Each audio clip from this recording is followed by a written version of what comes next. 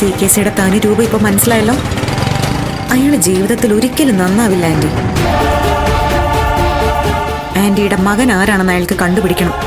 അതിനുവേണ്ടി അയാൾ എന്ത് തന്ത്രം ഉപയോഗിക്കും? ഇനിയിപ്പോ 6 മാസത്തിനകം ചത്തുപോകുന്ന അയാളെ ഡോക്ടറെ കൊണ്ട് പറയിച്ചതായിരിക്കും. അങ്ങനെ സംശയിക്കാതിരിക്കാൻ പറ്റില്ല. ആഗ്രഹിച്ചത് നടത്തിയെടുക്കാൻ വേണ്ടി എന്ത് താഴ്ന്ന പണിയും CKC കാണിക്കും. അത്രയ്ക്ക് ഫ്രോഡാണ് അയാള്. പക്ഷേ നീ ഉണ്ടാക്കി കൊടുത്ത ആ ഫയല് CKCക്ക് കൊടുത്തു എന്ന് കരുതി എനിക്ക് പറഞ്ഞത് പെൺകുഞ്ഞാണെന്ന് അയാളെ വിശ്വസിക്കുമോ? തൽക്കാലം വിശ്വസിക്കും. പക്ഷേ അതൊരു ശാശ്വത പരിഹാരമൊന്നുമല്ല. ഒട്ടും വൈകാതെ സത്യങ്ങളെല്ലാം പുറത്തു കൊണ്ടുവന്നേ പറ്റൂ.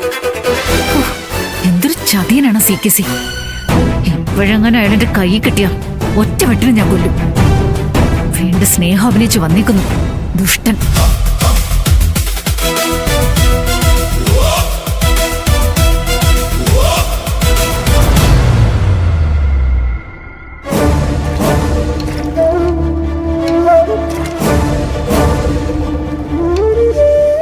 എന്തായി ആലോചിച്ചു കൂട്ടുന്നു? കൃത്യസമയത്ത് സോമരാജൻ സാർ നിധിയെ വിളിച്ച് CKCയുടെ കാര്യം പറഞ്ഞില്ലായിരുന്നെങ്കിൽ നമ്മൾ എന്ത് ചെയ്യുമായിരുന്നു? ആകാശമൊന്നും എന്തായാലും ഇടിഞ്ഞു വീഴില്ലായിരുന്നു. ഏതെങ്കിലും വഴിയിൽ CKC നിർമ്മല ആന്റിയുടെ പഴയ ഫയൽ എടുക്കും. ആന്റിക്ക് പിറന്നത് മകനാണെന്നും ആ മകനെ ദത്തെടുത്തോണ്ട് പോയത് ഈശ്വരമംഗലത്തേക്കാണെന്നും അയാൾ മനസ്സിലാക്കുകയും ചെയ്യും. അപ്പൊ പിന്നെ അത് ഗൗതമാണെന്ന് അയാൾക്ക് കൃത്യമായിട്ട് മനസ്സിലാവില്ലേ? അതാ ഞാൻ ചോദിച്ചത്. എന്റെ ആന്റി, ആ പ്രശ്നം നമ്മൾ കൃത്യമായിട്ട് ക്ലോസ് ചെയ്തിട്ടുണ്ട്. ആ ഇനി ആന്റിക്ക് ഒരു ഫോൺ കോൾ കൂടി വരും. അതിനെന്താ ചെയ്യേണ്ടതെന്ന് ഞാൻ പറഞ്ഞു തന്നോളാം. ആ വന്നു, സംശയിക്കണ്ട, എടുത്തു നോക്ക്. ഈ കോള് CKCയുടേതായിരിക്കും.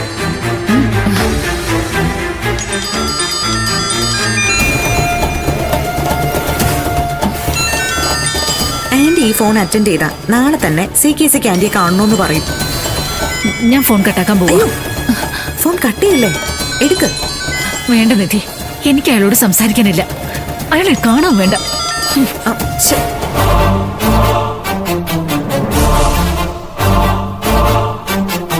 CKCക്ക് അടങ്ങിയിരിക്കാനാവില്ല. അയാളെ ഇനിയും വിളിക്കും. അപ്പ ആന്റി ഫോൺ എടുക്കണം.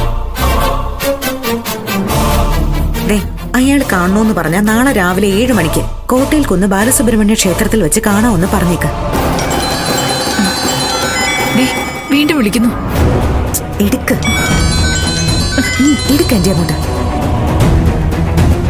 ഹലോ നിർമ്മല, എനിക്ക് അത്യാവശ്യമായിട്ടൊന്ന് കാണണമായിരുന്നല്ലോ. എന്തിന്?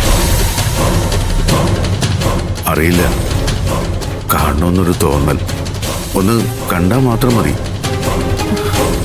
ശരി, കാണാമെന്ന് പറയാം. ശരി, നാളെ രാവിലെ 7 മണിക്ക് ഞാൻ കോട്ടയിൽ കുന്ന് അമ്പലത്തിൽ വരാം. നിങ്ങൾ അങ്ങോട്ട് വാ, അവിടെ വെച്ച് കാണാം. കാണണമെന്ന് തോന്നിയപ്പോ വരാന്ന് സമ്മതിച്ചല്ലോ. ഈ ദൈവ പോലും സത്യത്തിൽ ഞാൻ അർഹിക്കുന്നില്ല. പറഞ്ഞില്ലേ, ഒരുപാട് നന്ദിയുണ്ട് നിർമ്മലയോട്. വെക്കട്ടെ. നാളെ ഞാൻ എല്ലാ കാര്യത്തിലും ഒരു തീരുമാനമുണ്ടാക്കി കല്ലും നെല്ലും വേർതിരിച്ചെടുക്കും. കാണാം, നമുക്ക് കാണണം.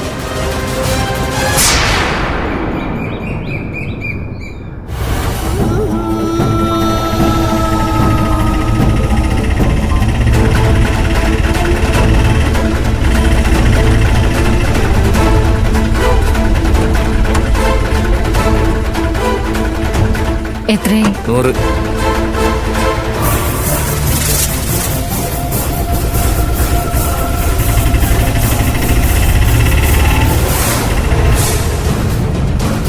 എന്തിനാ അത്യാവശ്യമായിട്ട് കാണണമെന്ന് പറഞ്ഞത്? നിക്ക്.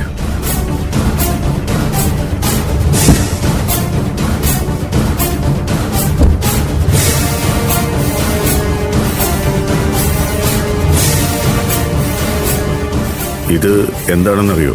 ഇല്ല.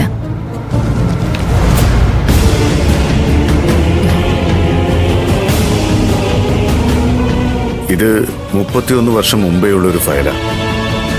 കാരുണ്യ അനാഥാലയത്തിന്റെ ഫയൽ. ഇപ്പൊ കാര്യങ്ങൾ ഏകദേശം മനസ്സിലായി കാണുമല്ലോ. ഇതെവിടുന്ന് കിട്ടി?